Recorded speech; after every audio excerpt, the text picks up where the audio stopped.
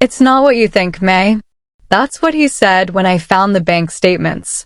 Standing in our kitchen, holding papers that showed $73,000 moving out of our account in careful increments over 9 months.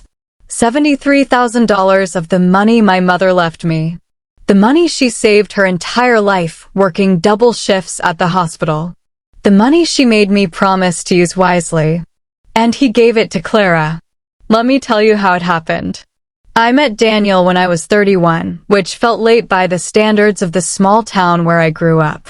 Everyone I knew from high school was already married with kids, posting photos of family vacations and kitchen renovations. I'd spent my 20s building a career in graphic design, moving to the city, living in a studio apartment with a radiator that clanked all winter. I was happy, I think. Or at least I thought I was. Daniel came into the coffee shop where I worked freelance every Tuesday and Thursday. He always ordered the same thing, black coffee, no sugar, and a blueberry muffin. He had kind eyes. That's what I noticed first. Brown eyes that crinkled at the corners when he smiled, and he smiled easily.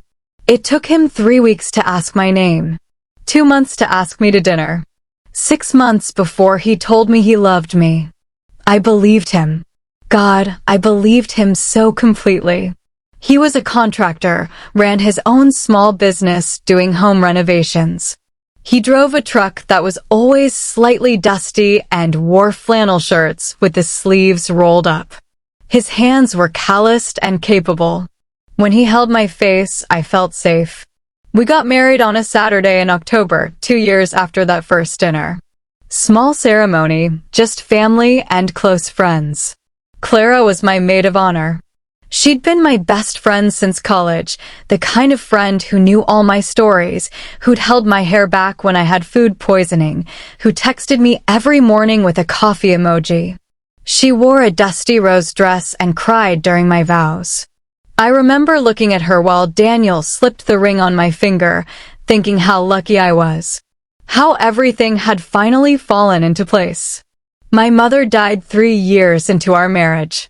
Pancreatic cancer. 6 weeks from diagnosis to funeral. I don't know how to describe that kind of loss to someone who hasn't experienced it. It's not just grief. It's like someone reached inside your chest and removed something essential, something you didn't know you needed to breathe. The world kept turning, people kept talking, but everything sounded underwater. Daniel held me through it. He drove me to the hospital every day during those last 2 weeks. He sat in uncomfortable chairs and brought me coffee I didn't drink. He rubbed my back while I cried in parking lots. When Mom died, he was the one who called people, who handled the funeral home, who stood next to me at the service while I couldn't speak. Clara came too, of course. She brought casseroles and tissues and held my hand during the eulogy I couldn't finish reading. They were both there. Both of them, holding me up when I couldn't stand. The inheritance was unexpected. Mom had been a nurse her whole life, lived simply, never took vacations, drove the same car for 15 years. I knew she had some savings, but I didn't know how much until the lawyer read the will. $137,000. I cried in that office. Cried because it felt like blood money. Like I'd traded my mother for a number in a bank account. Daniel drove me home, and we sat on the couch in silence. After a while, he said, "She wanted you to be okay. That's what this means. She wanted to take care of you." I nodded against his shoulder. "What do you want to do with it?" he asked. "I don't know," I said. "Save it, I guess. Maybe invest some. I can't think about it right now. We could put it in our joint account," he suggested gently. "That way it's ours. Together." I remember feeling grateful for that, ours. Like he was including himself in my grief, my inheritance, my future. Like we were a team. So that's what we did. $137,000 went into our joint checking account on a Wednesday in March. I didn't think about it much after that. I was still drowning in grief, still waking up reaching for the phone to call Mom before remembering she was gone. Daniel went back to work. Clara checked on me every day, bringing groceries, sitting with me while I stared at nothing. Life somehow continued. The first time I noticed something was off, it was so small I almost dismissed it. Daniel had always been good with money. He managed our finances, paid the bills, handled the business accounts. I was never good with numbers. They swam on the page, made my head hurt. So I trusted him. Completely. But about 4 months after Mom died, I noticed he seemed stressed. Everything okay? I asked one night while we were washing dishes. Yeah, fine, he said. Too quickly. Just some slow months with work. Nothing to worry about. I believed him. I always believed him. A few weeks later, I saw him on his phone, texting someone. When I walked into the room, he switched apps quickly. Not like he was hiding something. Just like anyone does when someone walks in. Natural. But something about it stuck with me. Who were you texting? I asked, casual. Just a client, he said. About a bathroom renovation. This late. They work weird hours. He smiled at me, kissed my forehead. Wanna watch that show you like? I let it go. Clara started coming around more often. Not just for me, but for both of us. Dinner parties. Game nights.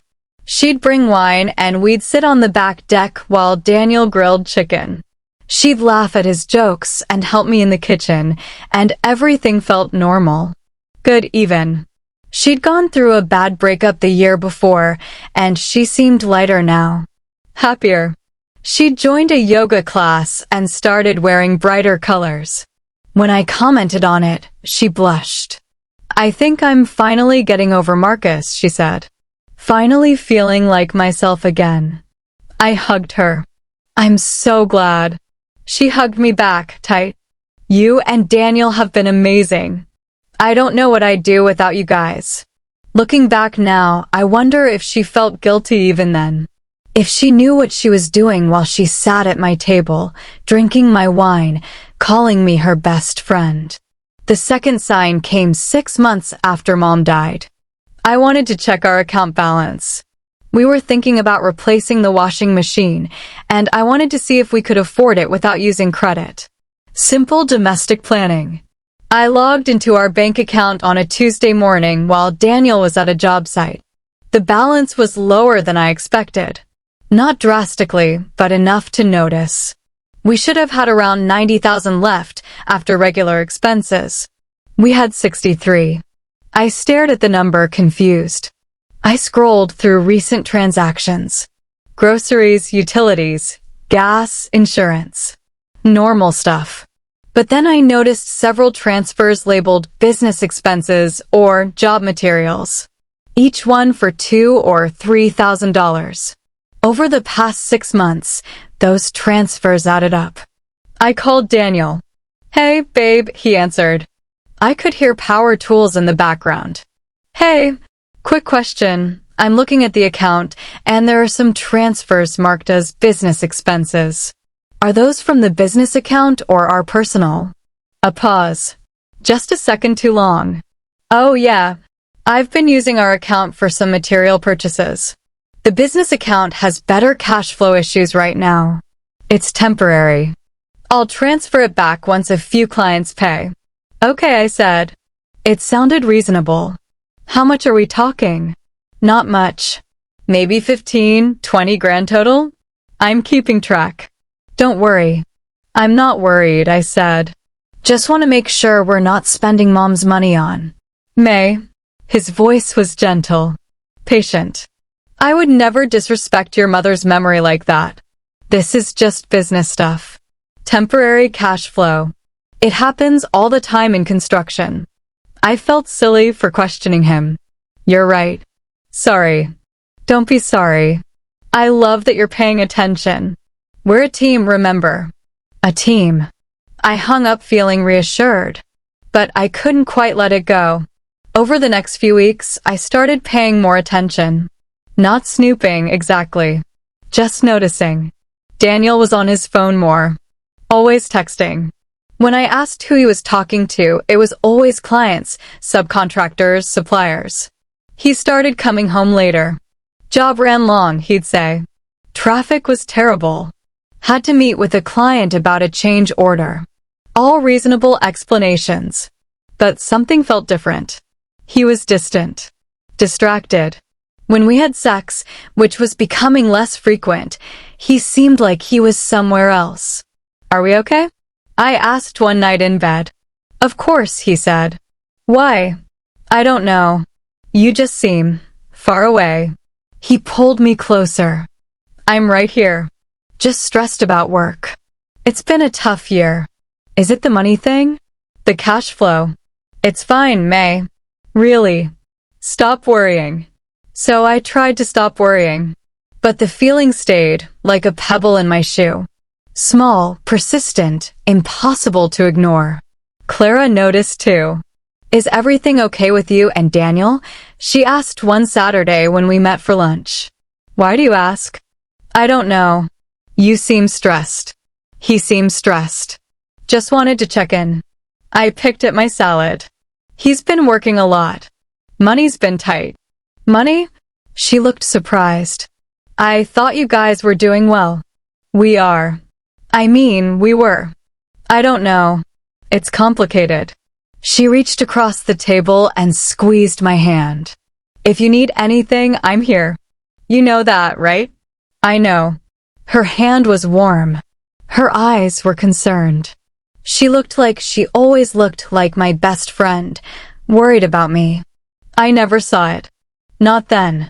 The breaking point came 9 months after Mom died. I was working from home, designing a logo for a client when my laptop froze. I cursed, tried to restart it, but it wouldn't boot up. I needed to email the client by end of day, so I grabbed Daniel's laptop from his office. He'd left it open, password saved. I wasn't trying to snoop. I just needed to access my email. But when I opened the browser, his email was already logged in. And the most recent message was from our bank. Subject: wire transfer confirmation, $5,000. I clicked on it before I could think better of it. Transfer to Clara Mitchell. Amount: $5,000. Date: yesterday's date. Memo: as discussed. My heart stopped. My hands started shaking. Clara Mitchell. My Clara. My best friend Clara. $5,000. I scrolled through his email. Found more bank confirmations. More transfers. All to Clara. 3,000 here. 4,000 there. 2,000. 7,000. Dating back months. I opened a spreadsheet he had saved on the desktop. Loan tracking, it was labeled. Clara, $73,000. Repayment plan, TBD. $73,000. My mother's money. Given to Clara. I don't remember standing up. I don't remember calling Daniel. I just remember hearing my own voice, high and strange, saying, "Come home. Right now." May, I'm in the middle of. Come. Home. Now. He must have heard something in my voice because he said, "I'll be there in 20 minutes. I sat on the couch with his laptop open in front of me, staring at the numbers, at her name, at the dates. 9 months of lies. 9 months of him taking money, my mother's money, the money she worked herself to death to save, and giving it to my best friend. And neither of them told me. When Daniel walked in, he saw the laptop. His face went pale. May, $73,000, I said. My voice sounded calm. Dead calm. You gave Clara $73,000 of my mother's money. It's not what you think. Then what is it, Daniel? Explain it to me. Because from where I'm sitting, it looks like you've been stealing from me. From my mother's memory. And giving it to my best friend. So please, tell me what I'm supposed to think. He sat down heavily in the chair across from me. Ran his hands through his hair. He looked exhausted. Guilty. She needed help, he said quietly. She needed help. Her business was going under. She was about to lose everything. Her house, her savings, everything. She came to us for help. She came to you. Not us.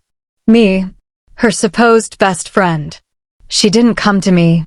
She was embarrassed, he said. She didn't want you to know how bad things had gotten. She asked me not to tell you. So you've been lying to me for 9 months. I was trying to help. With my money. I screamed. The calm broke like a dam. With the money my mother left me. The money she saved her entire fucking life.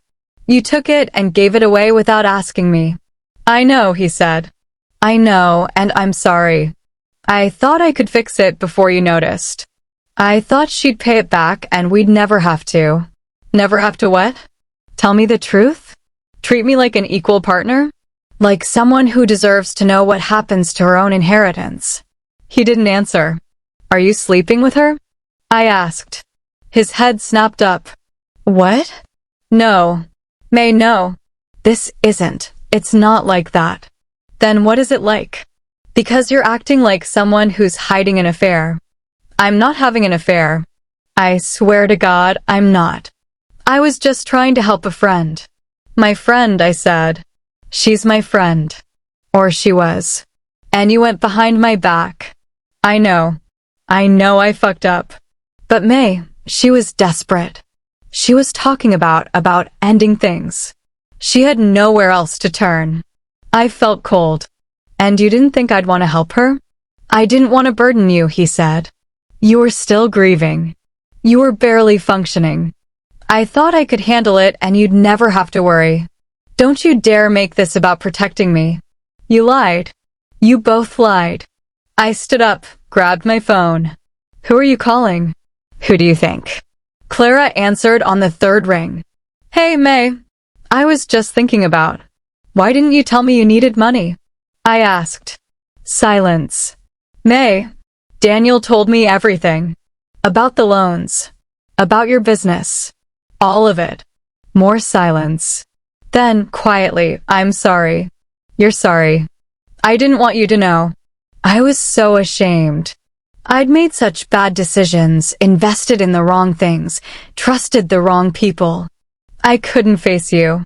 So you went to my husband instead. He offered to help. I didn't ask, he offered. And I was drowning, May. I was about to lose everything. That money was from my mother, I said. My voice broke. My mother who died. Who saved that money her whole life. And you took it. I didn't take it. It's a loan. I'm going to pay it back. Every penny. When? How?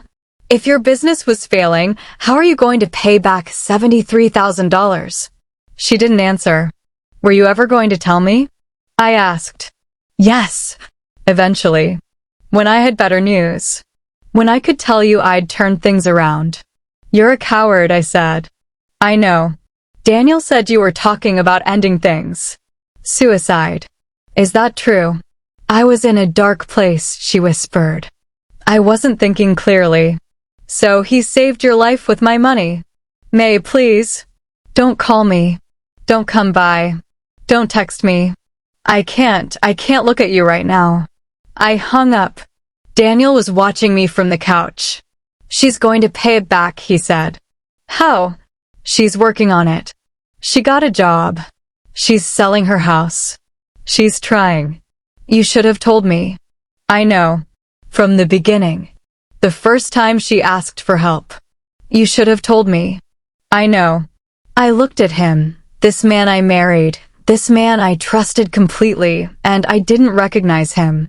I need you to leave, I said. His eyes widened. May, I need you to leave. Tonight. Go stay with your brother or get a hotel. I don't care.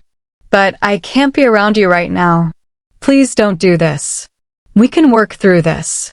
Can we? Because right now, I don't know if I can forgive this. You took something that didn't belong to you. You made decisions about my life, my money, my grief without including me. You treated me like a child. Like someone who couldn't handle the truth. I was trying to protect you. I didn't ask to be protected. I shouted. I asked to be your partner. Your equal. And you went behind my back for 9 months. He stood up slowly. Okay, I'll go. But May, please, this doesn't have to end us. We can fix this. Just go, I whispered. He packed a bag. It took 20 minutes. I sat on the couch the whole time, staring at nothing. When he left, he paused at the door. I love you, he said. That never changed. I didn't answer. The door closed. And I was alone. The first night was the worst. I didn't sleep. I lay in our bed, staring at the ceiling, replaying every conversation, every moment, every time he'd lied to my face. Just business expenses. Temporary cash flow. Don't worry. How many times had he said those words while transferring thousands of dollars to another woman? And Clara. God, Clara. I thought about every time she'd sat at my table. Every time she'd hugged me. Every time she'd called me her best friend while secretly taking money from my husband behind my back. The betrayal felt physical, like something rotting inside my chest. I called in sick to work the next day, and the day after. I couldn't focus on anything. Couldn't eat. Could barely shower. Daniel texted every few hours. Please talk to me. I'm so sorry. I love you. Can we please work through this? I didn't respond. Clara texted too. I know you're angry. You have every right to be. But please let me explain in person. I never meant to hurt you. You're my best friend. I blocked her number. After 3 days, I called the bank. I needed to know exactly how much was left. Needed to see the damage in full. $64,000 remained of the $137,000. $73,000 gone. More than half of my mother's life savings. Gone. I asked about the transfers. The bank representative confirmed they were all authorized by Daniel, who had equal access to the account. Legal. Technically, he hadn't stolen anything. He'd just betrayed me. My sister Naomi called that afternoon. Mom's estate lawyer said you called about the inheritance. What's going on? I told her everything. I heard her sharp intake of breath, then silence. That son of a bitch, she finally said. I don't know what to do. You leave him. That's what you do. He stole from you, May. Technically, he didn't. It was a joint account. Don't give me technicalities. He went behind your back and gave away Mom's money. That's theft. That's betrayal. You can't stay with someone who would do that. I don't know if I can leave. Why not? Because I still love him. The words surprised me. But they were true. I was furious. Devastated. Betrayed. But somewhere underneath all that pain, I still loved my husband. Love isn't enough, Naomi said gently. Not when there's no trust. I know. Do you want me to come stay with you? No. I need to figure this out on my own. Call me if you change your mind. Anytime. Day or night. I will.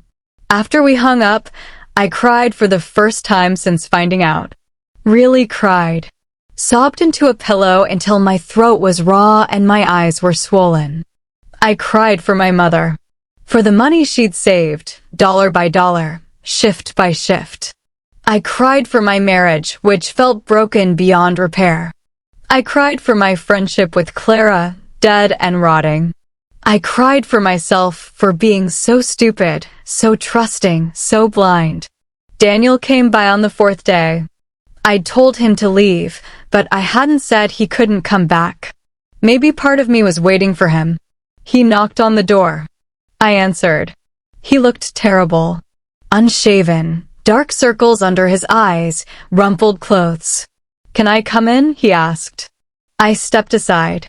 We sat in the living room, the same room where we'd watched movies and played board games and laughed together. It felt like a different house now. Haunted. I talked to a lawyer, he said. My stomach dropped. You want a divorce? What? No. God, no. May, I talked to a lawyer about getting your money back. About making Clara legally liable to repay the loan. Oh. I wrote up a promissory note. A formal loan agreement. She signed it. She's legally obligated to pay back every cent with interest within 5 years. I stared at him. Why didn't you do that from the beginning? I should have. I know that now. I was trying to help a friend informally, and I fucked up. I fucked up so badly. But I'm trying to fix it. 5 years is a long time. I know. But it's legally binding. If she doesn't pay, we can take legal action. Yes, May, I know I don't deserve your forgiveness. I know I betrayed your trust. But I want to fix this. I want to make this right. Whatever it takes. You can't just fix trust, Daniel. You can't sign a paper that magically makes me trust you again. I know, but I can try. I can be transparent. I can show you every transaction, every conversation, every decision. I can earn it back. It might not be enough. I know. But please give me the chance to try. I looked at him. This man I'd married. This man I'd trusted. This man who'd lied to me for 9 months. I need time, I said. Okay. I need to see the promissory note. I need to see everything. Every email, every text, every transaction. Done. Anything you want. And I want couples therapy. If we're going to try to save this, we need help. Absolutely.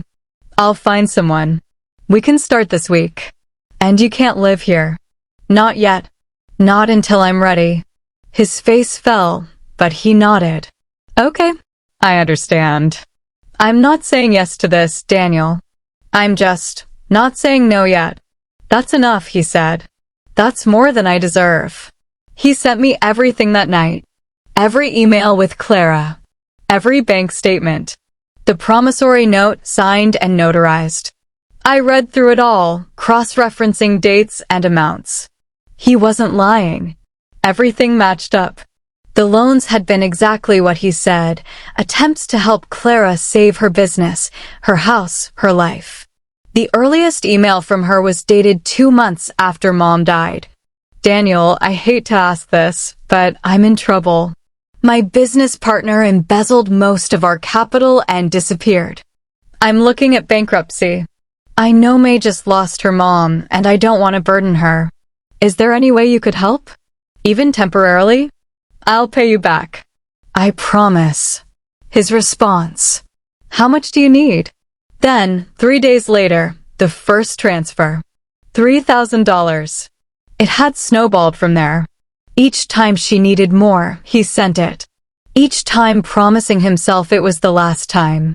Each time lying to me about business expenses and cash flow problems. I read Clara's emails.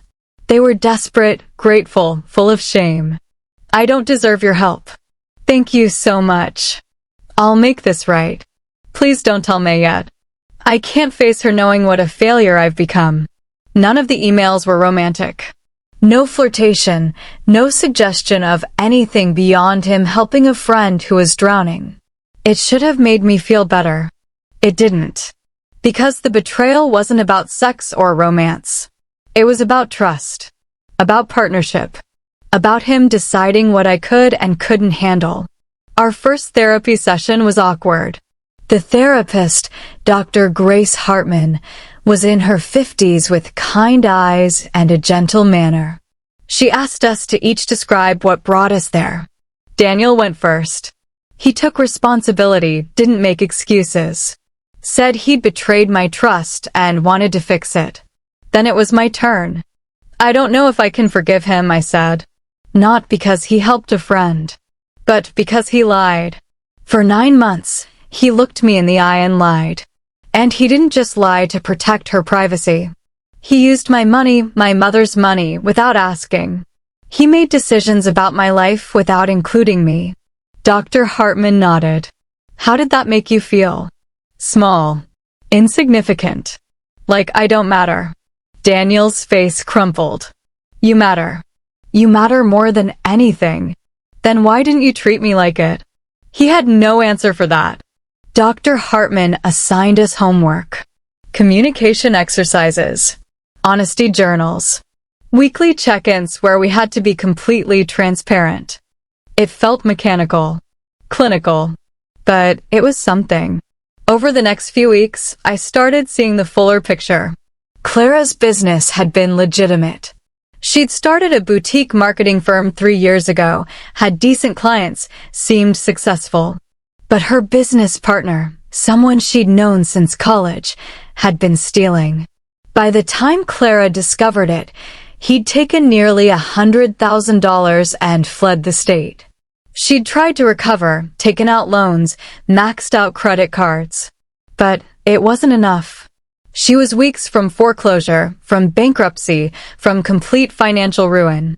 When she reached out to Daniel, she'd been genuinely suicidal.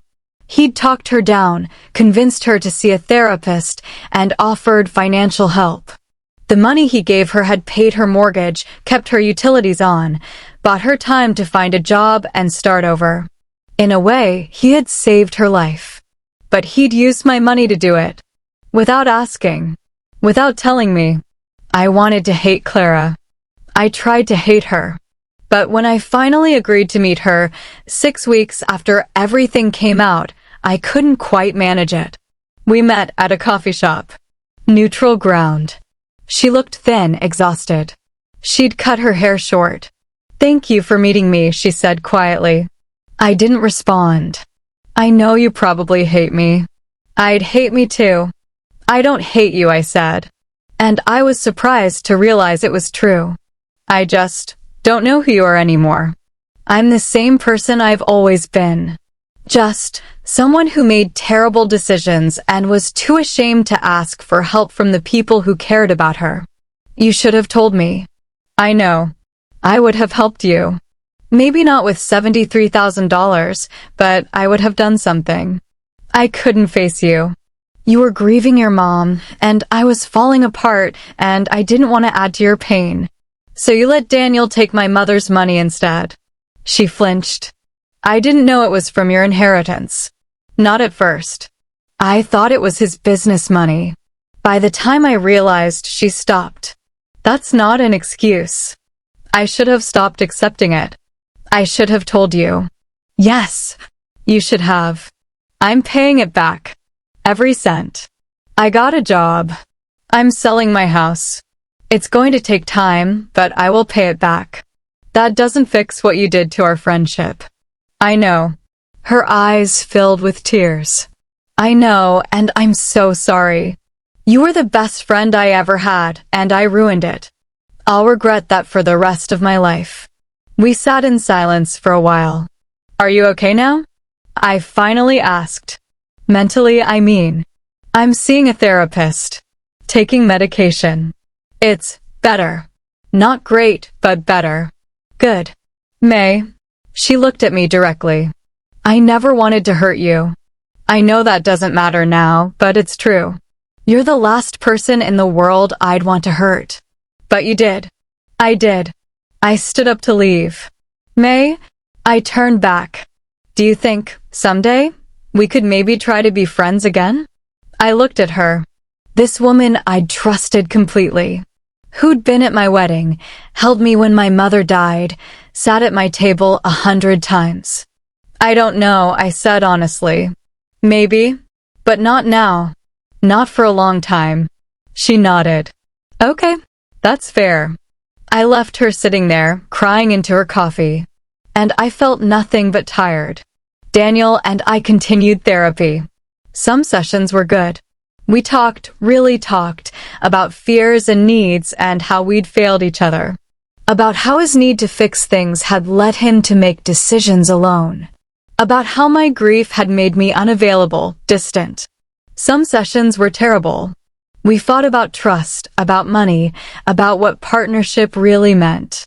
I screamed at him once, called him names I immediately regretted. Dr. Hartman helped us navigate it all.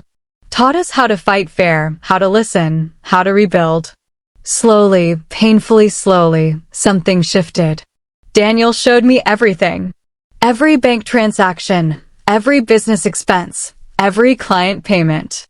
He set up alerts so I'd get notifications for any transfer over $100. He went to individual therapy too, working through his need to control things, to fix things, to be the hero.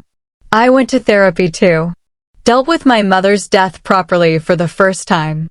Dealt with my own tendency to be passive, to avoid conflict, to trust without verifying. We were broken, but we were trying. 3 months after everything came out, Clara sent me a check. $5,000. The memo line said, "First payment. Many more to come." I'm so sorry. I stared at that check for a long time. Then I deposited it.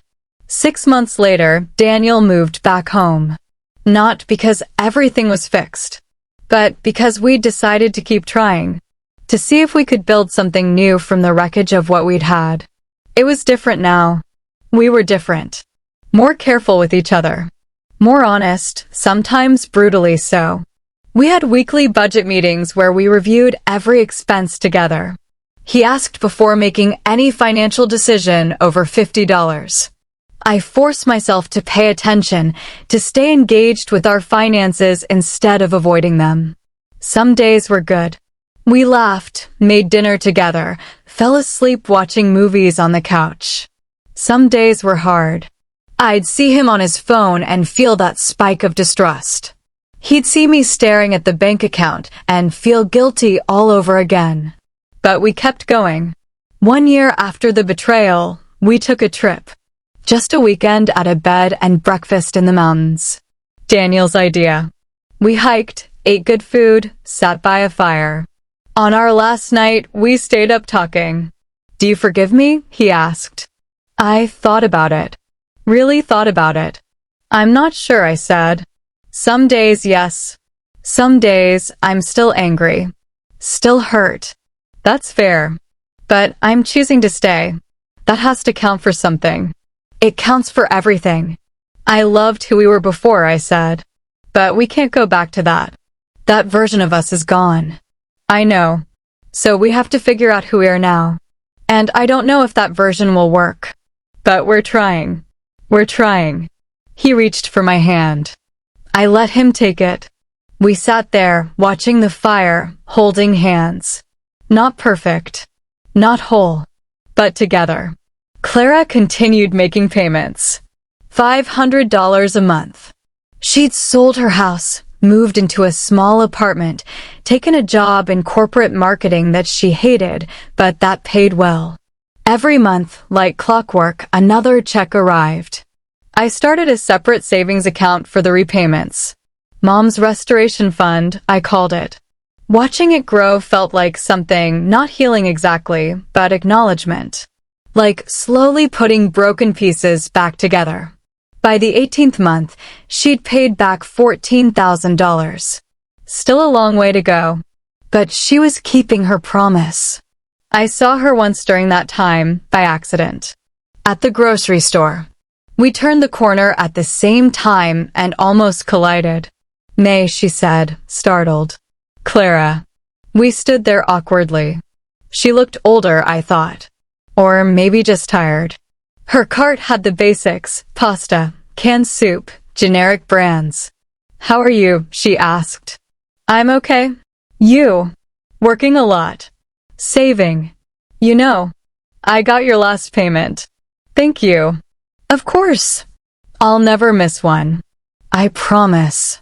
People moved around us, reaching for cereal and bread. Normal life continuing while we stood in the wreckage of our friendship. "I miss you," she said quietly. "I know I don't have the right to say that, but I do."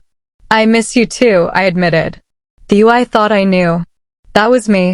I was just also someone who made terrible choices and hurt people I loved. "I know.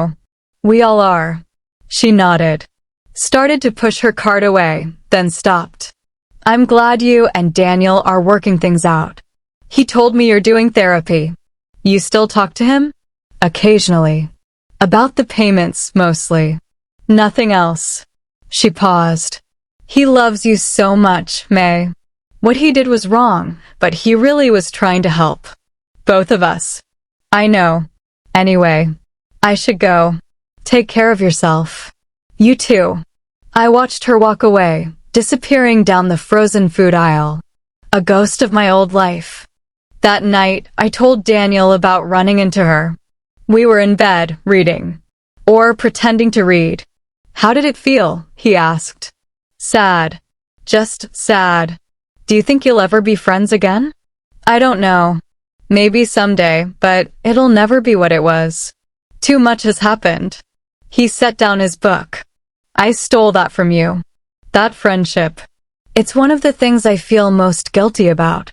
You didn't steal it alone. She made her choices too. But I put her in an impossible position. I should have told you from the start. Let you decide how to help her if you wanted to help at all. Yeah, you should have. We'd had this conversation before in different forms. But it needed to be said again. And again. Until we'd worn down the sharp edges of it. I wish I could go back, he said. Make different choices. But you can't. No. I turned off my light, settled into the pillow. All we can do is keep moving forward. He turned off his light too. In the darkness, I felt him reach for me. I moved closer, let him hold me. It still felt good to be held by him. That had to mean something. 2 years after the betrayal, something unexpected happened. My company landed a huge contract, and I got a significant bonus. $35,000. Daniel and I were having dinner when I got the news. That's amazing, he said. We should celebrate. Go on a real vacation. Somewhere tropical. Or, I said slowly, we could pay off some of Clara's debt. He froze, fork halfway to his mouth. What? She's been paying $500 a month for 2 years. That's $12,000. She still owes $61,000. At this rate, it'll take her another 10 years. May, that's your money. You earned it. I know. But I'm tired of waiting. Tired of having this hanging over us. If we pay off most of it, she can pay back the rest in a year or 2 instead of a decade. Are you sure? No. But I think it's the right thing to do. He looked at me for a long time. Your mom would be proud of you. You know that, right? Maybe. Or she'd think I'm an idiot for giving away more money. No. She'd see what I see. Someone who's choosing forgiveness over resentment. Closure over punishment. I'm not forgiving anyone. I'm just done letting this control my life. But maybe that was the same thing. I called Clara the next day. She answered on the first ring. May, is everything okay? I got a bonus at work. I want to use $30,000 of it to pay off most of your debt. Silence. Then, what? You'd still owe about $31,000. At $500 a month, you could pay that off in 5 years instead of 10. We'd be done with this sooner. May, I can't accept that. That's your money. It was my mom's money too. And she'd want it to help someone, not to hang over our heads forever. I don't deserve this. Probably not. But I'm not doing it for you. I'm doing it for me. So I can move on. She was crying. I could hear it in her breathing. Thank you, she whispered. Thank you so much. Don't thank me. Just keep making your payments. And maybe in a few years, when this is all behind us, we can try having coffee again. I'd like that. Me too. After I hung up, I transferred $30,000 to the restoration fund. Watched our savings account drop. Felt lighter somehow. Daniel hugged me from behind. I love you. I know. I'm going to spend the rest of my life trying to deserve you. You better. 3 years after everything fell apart, we went to my mother's grave. We'd visited before, of course. But this time felt different. I brought flowers, her favorites, yellow roses. Knelt in the grass and told her everything. About Daniel's betrayal, about Clara's desperation, about the money and the lies and the slow, painful rebuilding. I don't know if I made the right choices, Mom, I said. I stayed with someone who lied to me. I forgave someone who stole from me. Maybe you'd be disappointed. Daniel stood a few feet back, giving me space. but I think you'd understand. You always said love was complicated. That forgiveness was harder than anger. That family, real family, wasn't just blood. It was choosing people every day, even when they hurt you. The wind picked up, rustling the trees around the cemetery. I miss you, I whispered.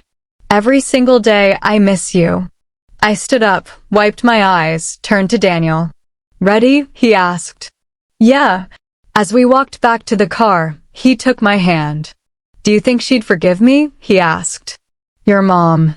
Eventually. She believed in second chances. But not easy ones. No, never easy ones. For years in, Clara paid off the last of her debt. The final check arrived on a Tuesday. $500, bringing her total payments to $31,000. She included a note. May, this is the last payment. I know it doesn't erase what I did, but I hope it means something that I kept my promise. You gave me a second chance when I didn't deserve it. I won't waste it. I'm doing well now. Got promoted, found a good therapist, started dating someone kind. I think about you often. I hope you're happy. With love and eternal gratitude. Clara. I showed the note to Daniel. How do you feel? He asked. Relieved. Proud of her, I guess. And sad. Because this closes a chapter. And even though that chapter was painful, it was part of my life. Part of our story. Do you regret how you handled it? I thought about it. About all the choices I'd made, staying, forgiving, helping, rebuilding. No, I said. I don't think I do. We had a small celebration dinner that night. Nothing fancy, just the two of us at our favorite Italian place. Over wine and pasta, Daniel said, I want to do something with the money. What money? The restoration fund. It's at $61,000 now with Clara's payments and your bonus contribution. I want to do something meaningful with it. To honor your mom. Like what? I don't know. Maybe a scholarship for nursing students? Or a donation to the hospital where she worked. Something that would make her proud. I felt tears prick my eyes. That's a beautiful idea. She saved that money her whole life. Even though it got used in ways she never intended, maybe we can still make it count for something good. We spent the next few months researching. Eventually, we set up a small annual scholarship at the nursing school my mom had attended. $2,000 a year for a student who showed financial need and dedication to patient care. The first recipient was a single mother putting herself through school while working night shifts. When we met her at the award ceremony, she cried and told us it meant she could cut back her hours and actually sleep. Your mother must have been an amazing woman, she said, to raise a daughter who'd do something like this. She was, I said. She really was. 5 years after the betrayal, Daniel and I went back to the bed and breakfast in the mountains. Same place, same room. An anniversary of sorts, though not a happy one. On our last night, sitting by the same fire, he said, Do you ever think about how different things could have been? If you told me the truth from the start? Yeah, all the time. Do you think we would have still made it? I don't know. Maybe. Or maybe we needed to break first in order to build something stronger. Is that what we did? Build something stronger. I looked at him. Really looked at him. This man who'd betrayed me and then spent 5 years earning back my trust. Who'd gone to therapy, been transparent, shown up every single day to do the hard work. Yeah, I said. I think we did. I still feel guilty, he admitted. Every time I see you look at our bank account. Every time Clara's name comes up. I wonder if you're remembering, if you're angry all over again. I do remember. But it doesn't feel the same anymore. It's more like a scar than an open wound. Does it still hurt? Sometimes. But not as much. He reached for my hand. I gave it to him. I don't know if I've said this clearly enough, he said, but thank you. For staying. For trying. For not giving up on us when you had every reason to. Thank you for being worth staying for. We sat in silence, watching the fire burn down to embers. 6 years later, Clara reached out. Just a text. Would you be open to coffee sometime? No pressure. Just thought I'd ask. I stared at the message for 3 days before responding. Maybe. Give me some time to think about it. Take all the time you need. I talked to Daniel about it. What do you want to do? He asked. I don't know. Part of me wants to see her. Part of me thinks we should just leave the past in the past. There's no wrong answer. What would you do? I'd probably see her. But I'm not you. I didn't lose a best friend. Dr. Hartman, who we still saw occasionally, said, "What are you afraid will happen if you meet with her? That it'll hurt all over again. Or that we'll try to be friends, and it won't work and I'll lose her all over again. And what if it does work? What if you find a new version of friendship? Is that even possible? After everything? I don't know. But you won't find out unless you try." So I texted Clara back, "Okay. Coffee. Next Saturday at 2. Thank you. I'll be there." The coffee shop was new, a place neither of us had been before. Neutral ground again. She arrived first. I saw her through the window, sitting at a corner table, nervous hands wrapped around a mug. I took a deep breath and went inside. "May." She stood up. "Thank you for coming." "Hi, Clara." We sat down, ordered coffee, made awkward small talk about weather and traffic. Then, finally, "I don't know how to do this," she said. "I don't know how to talk to you anymore." "Me neither. I've thought about what I'd say if I ever got this chance. I've rehearsed it 1,000 times. But now everything sounds wrong. Just say what you need to say." She took a breath. "I'm sorry. I know I've said it before, but I need to say it again. I'm sorry for betraying your trust. For taking money that wasn't mine. For going behind your back. For being a coward. For hurting you when you'd never been anything but a good friend to me. Okay. I've spent 6 years trying to be better. To be someone who wouldn't make those choices again. I've done the therapy, paid the debt, tried to learn from my mistakes. But nothing changes what I did to you. No, it doesn't. I don't expect you to forgive me. I don't even know if I'd forgive me. But I wanted you to know that you mattered. You matter. And losing you was one of the worst consequences of my choices."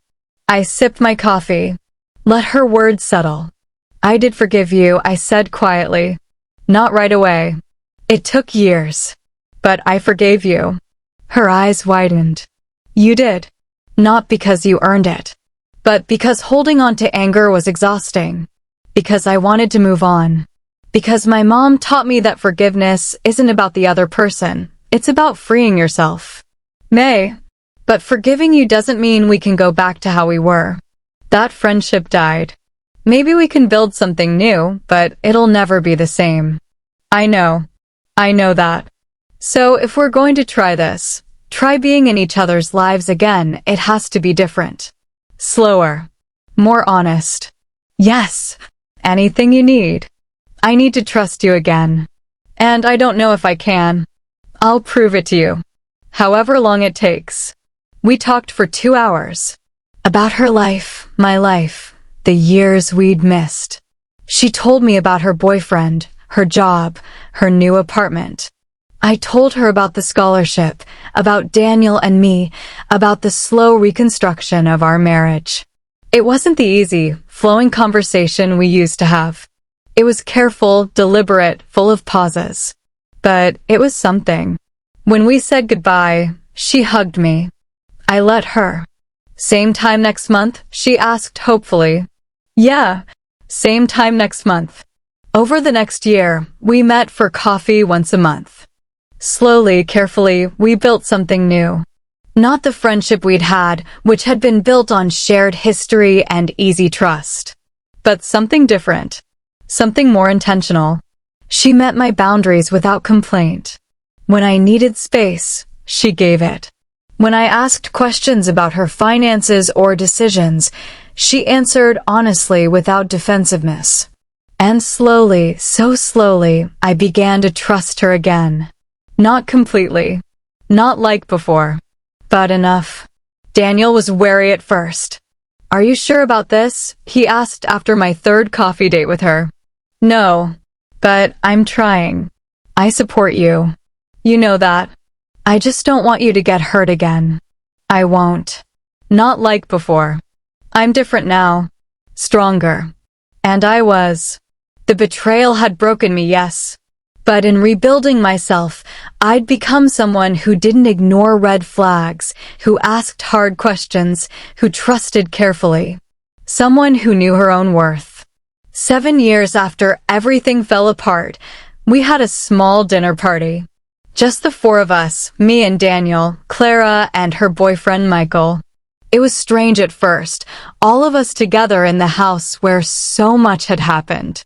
But Michael was kind and funny, and Clara seemed genuinely happy, and Daniel grilled chicken on the back deck while we made salad in the kitchen.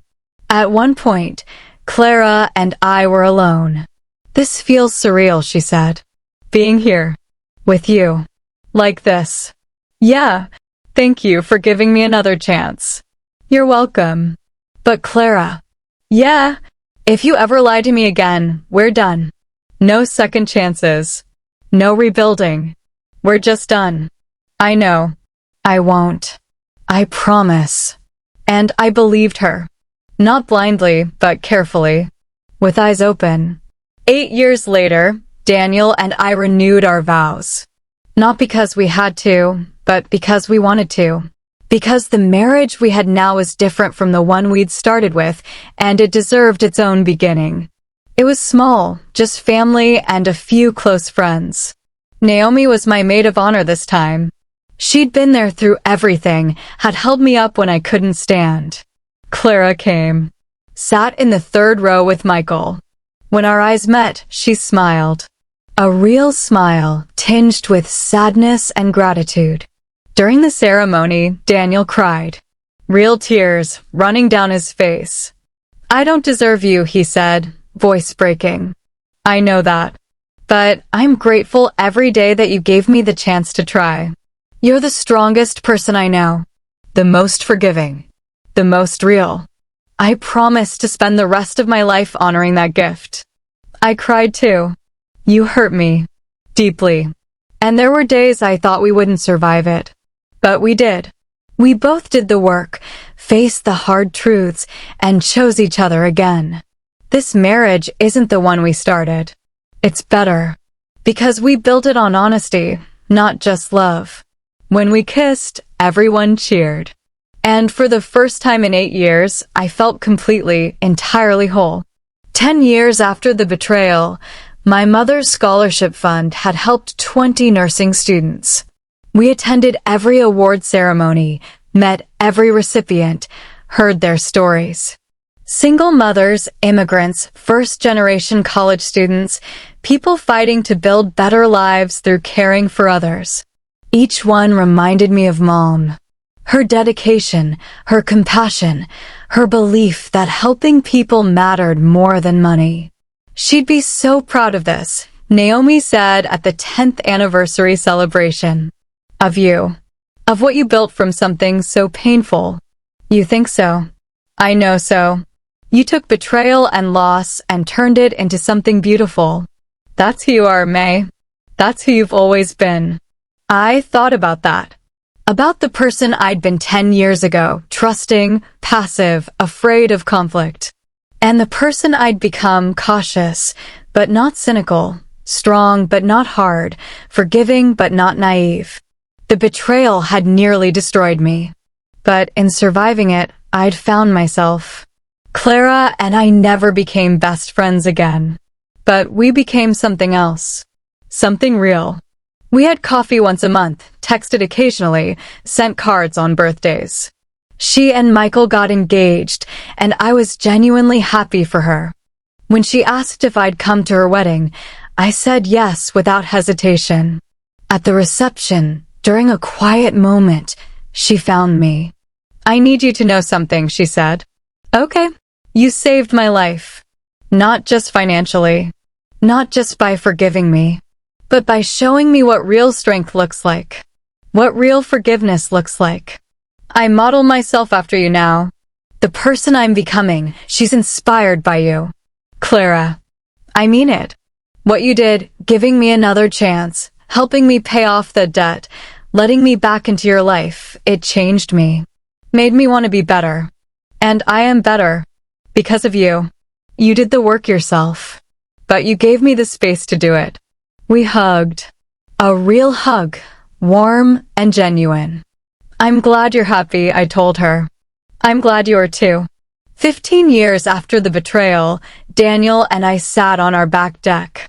The same deck where Clara had sat all those years ago, drinking wine, laughing, secretly taking money from my husband while calling me her best friend. But it didn't hurt anymore. Not really. Do you ever regret it? Daniel asked. Staying with me? No. Do you regret telling me the truth? I regret lying in the first place. But no, I don't regret the truth. We wouldn't have made it if I'd kept lying. We almost didn't make it anyway. But we did. I looked at him. Gray in his hair now, lines around his eyes. Older, like me.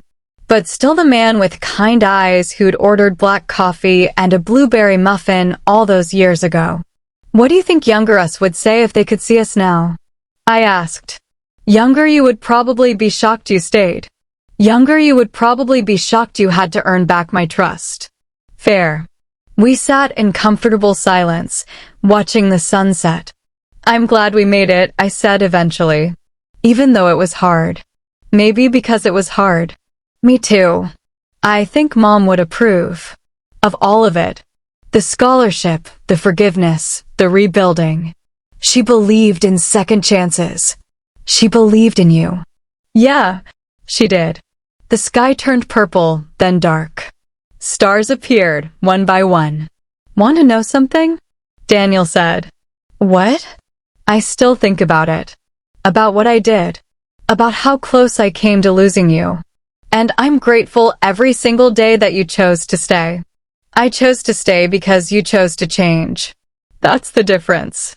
I know. I reached for his hand. He took it, like he always did now. We sat there, holding hands, watching the stars. Not perfect. Never perfect. But real. Honest. Whole. 20 years after the betrayal, though by then, we didn't really talk about it as the betrayal anymore, just as that difficult time I found a letter. I was cleaning out old boxes in the attic when I came across one of Mom's journals. She'd kept them sporadically, mostly just notes and thoughts, nothing consistent. I sat cross-legged on the dusty floor and opened it. Most of it was mundane, reminders about bills, notes about patients, grocery lists.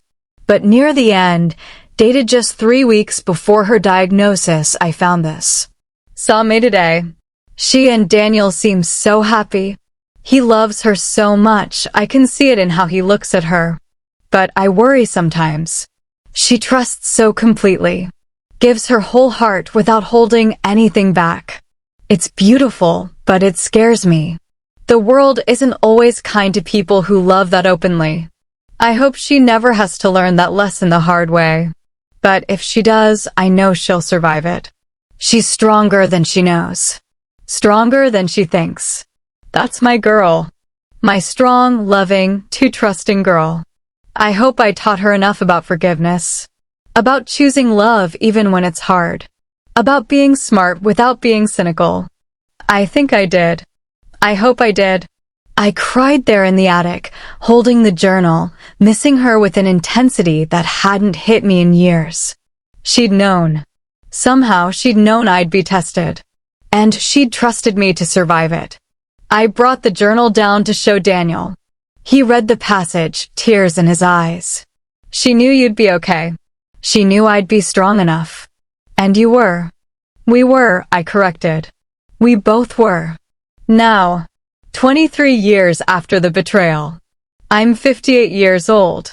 Daniel is 60. Clara is 57, still married to Michael, still sober, still paying her blessings forward by mentoring young women in business. We have coffee every few months. Send texts on holidays. Our friendship will never be what it once was, but it's real in its own way. Daniel and I are good. Better than good. We still go to therapy occasionally, still have hard conversations, still choose each other every day. The scholarship fund has helped 43 students. Every year, we meet the new recipient and hear their story and think about Mom. Her money, that money that was stolen, returned, transformed, has educated nurses, saved lives, rippled out in ways we'll never fully know. Some days, I think about that younger version of myself. The one who found those bank statements and felt her world shatter. I want to tell her, you'll survive this. It will hurt more than you can imagine. You'll question everything. You'll wonder if you're making the right choice. But you'll survive. And you'll become someone you never knew you could be. Someone strong. Someone wise. Someone who knows that love without trust is nothing, but trust earned back is everything. Someone who learned that forgiveness isn't weakness. It's the hardest kind of strength. Last week, Daniel and I went back to Mom's grave. We do this every year on her birthday, bring yellow roses, tell her about the scholarship recipients, about our lives. This time, I told her something different. I understand now, Mom, I said. What you meant about forgiveness. About choosing love even when it's hard. About being strong enough to rebuild instead of walk away. The wind rustled the trees, carrying the scent of flowers and grass. I gave him my inheritance. And he gave it to the woman I called my friend. And it almost destroyed us. But it didn't. Because I chose to fight for us. Because he chose to become someone worthy of that fight. Because Clara chose to make amends. Because you taught me that people are more than their worst mistakes. Daniel knelt beside me, placing his own roses next to mine. Thank you, he said quietly, speaking to Mom. For raising someone who knew how to forgive. How to love fiercely and wisely. How to be strong without being hard. We stood together, my hand in his, looking at the headstone. After a while, we walked back to the car. Ice cream? Daniel asked. It's what we always do after visiting Mom, get ice cream from the shop she loved. Obviously. In the car, he turned to me. What are you thinking about? How far we've come. How much we've survived. Any regrets? I thought about it. Really thought about it. No, I said. Not anymore. And I meant it. It's not what you think. That's what he said when I found the bank statements. And he was right. It wasn't what I thought. It was worse and better and more complicated than anything I could have imagined. It was betrayal and desperation and love and shame and fear and forgiveness all tangled together in a way that nearly destroyed us, but ultimately made us stronger. I gave him my inheritance. He gave it to the woman I called my friend. And somehow, impossibly, we survived. Not because the betrayal didn't matter, but because what came after mattered more. The truth. The work. The choice to rebuild instead of abandon. The daily decision to trust again, carefully, wisely, with eyes wide open. That's the story. Not the betrayal itself, but what we made from the wreckage. And now, 23 years later, I can finally say, I'm glad we made it. I'm glad I stayed. I'm glad we fought for something real instead of settling for something easy.